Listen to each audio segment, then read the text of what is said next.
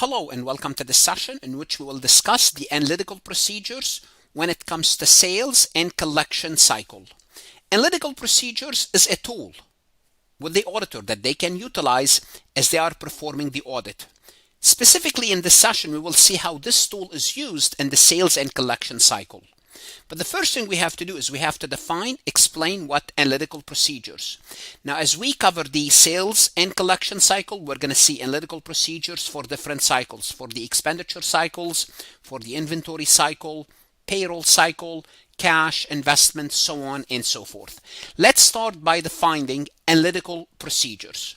Analytical procedures involve the study of relationship between financial data and non-financial data. Simply put, looking at relationship. What do we mean by financial data? Starting relationship between financial data.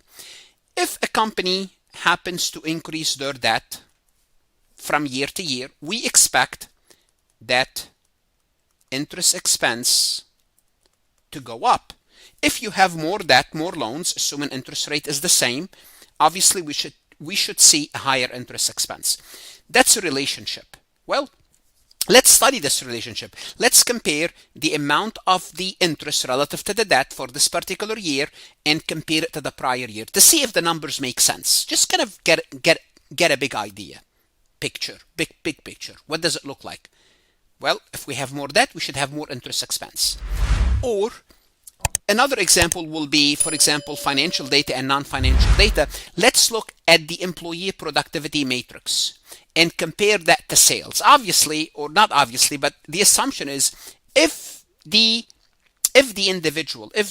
person working at a firm is producing more, we would expect sales to be higher.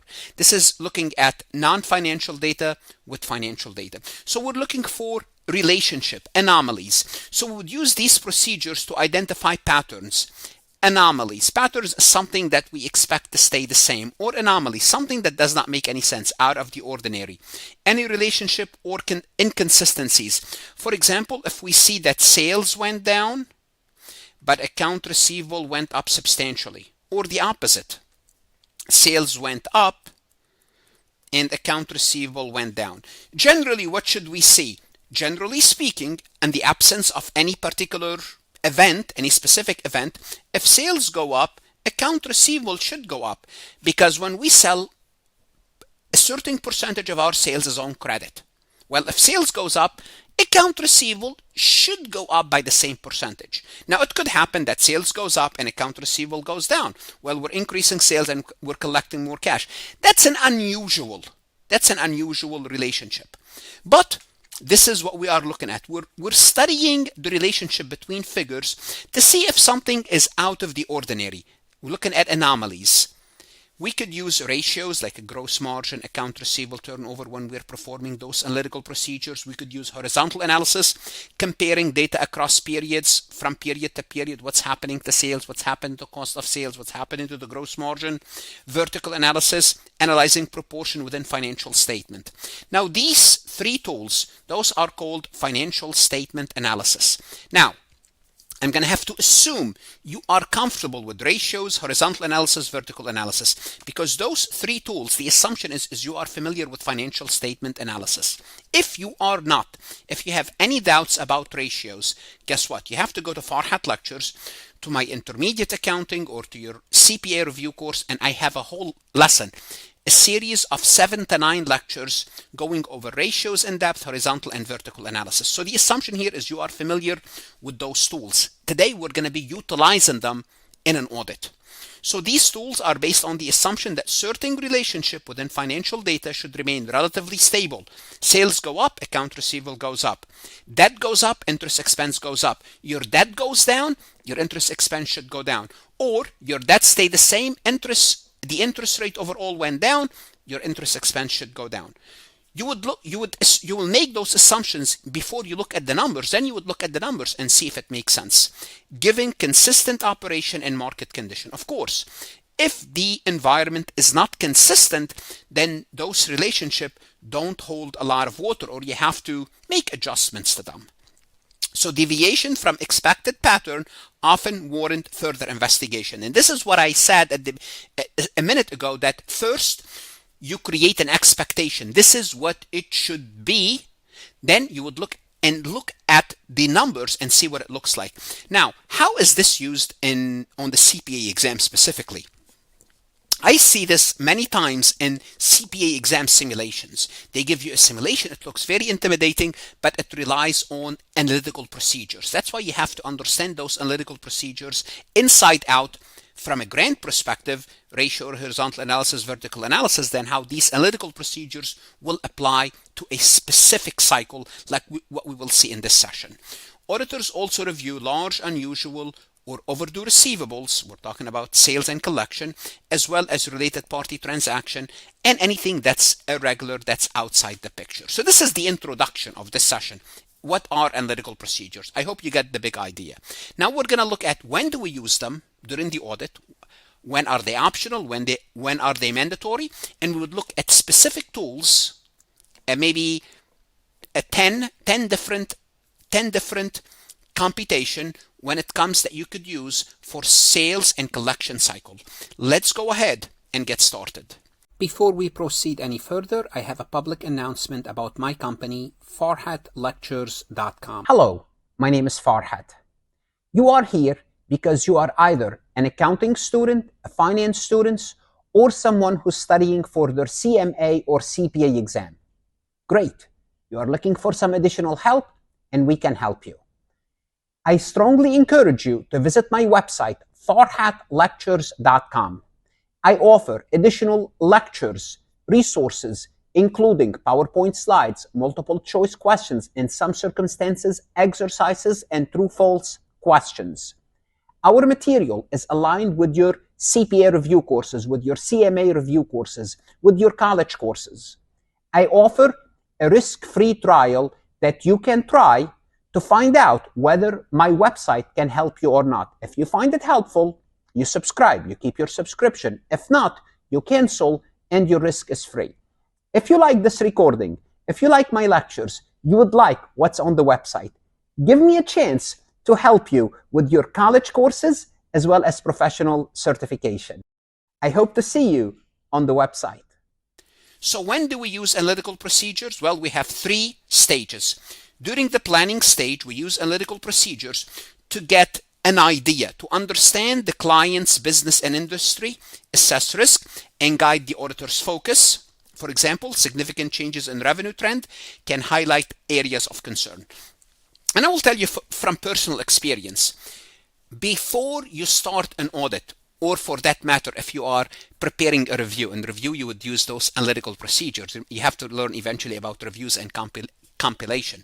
So in reviews, we would use analytical procedures. That's the main tool in reviews. But even in an audit, when you start to learn about a company, the first thing you do, literally the first thing you do, they'll give you a trial balance. And what you would do is you would run analytical procedures based on the number to understand the business, to understand the risk. Now, you would have certain expectation of their gross margin, of their net profit margin, of their operating expense relative to sales, if the industry is stable.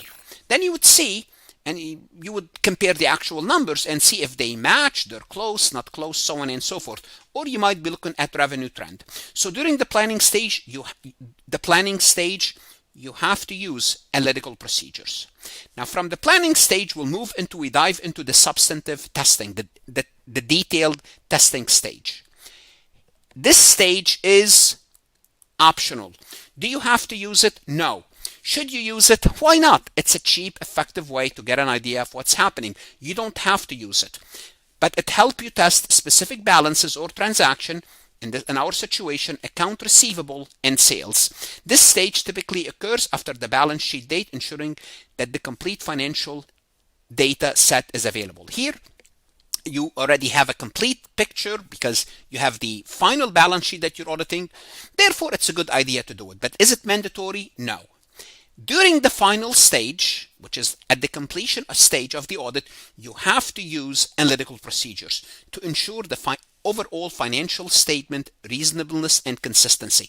And I will tell you who would use this the most: managers, senior auditors. And I'll tell you experience firsthand. When I was an auditor, I never became a manager, but I was amazed how easy at the beginning, like the first year, I was like, wow, my manager is genius. Well, yeah, they're good.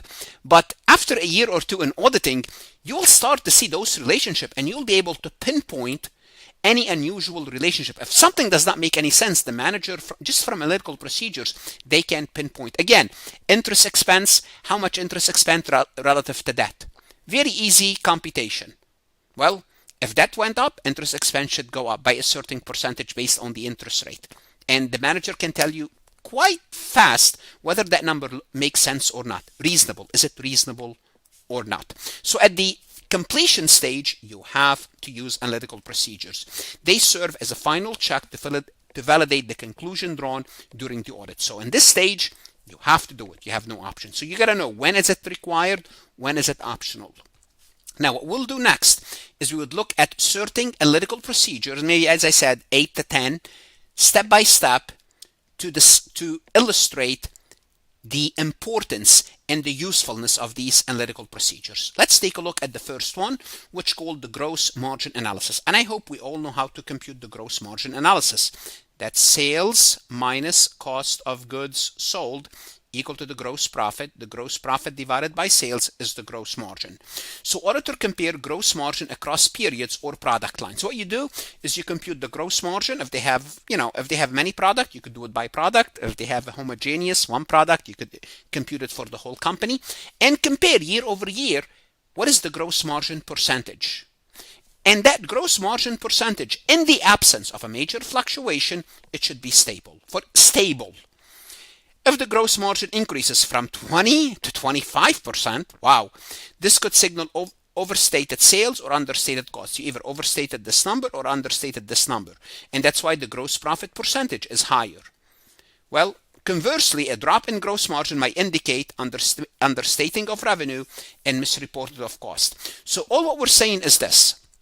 If your gross margin in your industry in the past 5 years is 20%, well, your gross margin this year should be around 20%.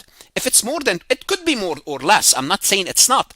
But from the computing, just performing the simple computation, letting the software do it for you, it will tell you immediately whether you have a problem on hand or it looks stable. Now, it might be stable, but it should be changed. But the point is, you will take this number and you would examine it in the context of the whole environment. If this industry is growing, well, yes, if it's growing and the profit margin for all companies are growing because there's in demand, for example, AI product now, they have a higher gross margin, then yes, your gross margin will go from 20 to 25. But in the absence, let's assume in your Walmart, you're a supermarket, there's no reason for your gross margin to jump by 5%. Unless there is a reason, and you gotta explain it. This is why we do this, so we can ask questions. Monthly sales review. That's another thing you can do. Sales are analyzed month to month and year over year to identify irregular trends. When you have a business, generally speaking, your sales over several years, you would start to see a trend month to month. For example, January to February or January this year to January last year, you would have an idea what your sales should be. Well, if January sales rose from 200 last year to 300,000 this year, well, we have to investigate the underlying cause.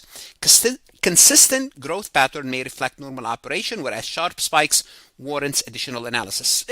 For example, if sales last year was 200,000 and this year for January is 210, that's a 5% increase. If that's your increase overall, that's reasonable. But if it went from 200 to 300,000, that's unusual.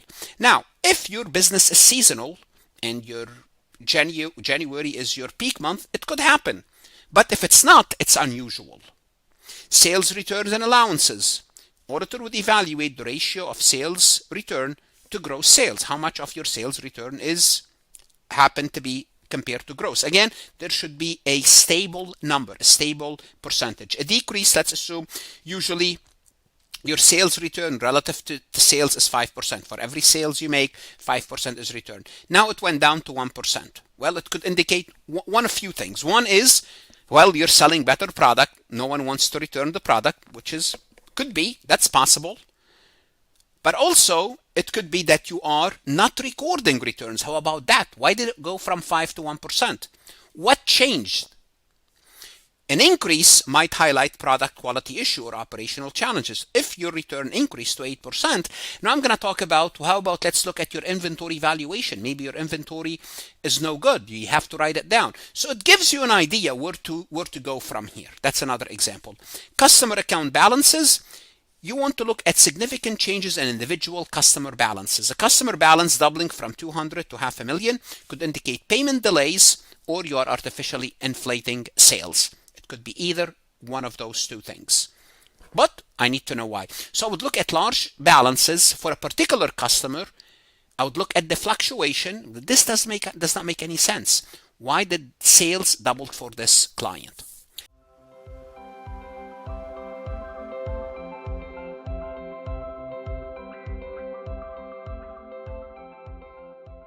What should you do now? Farhat Lectures is the place to go. You would look at additional resources, multiple choice lectures that's going to help you do what? Perform better, whether you are an accounting student taking an audit course or a CPA exam candidate. Invest in yourself. The CPA exam is worth it, and stay safe.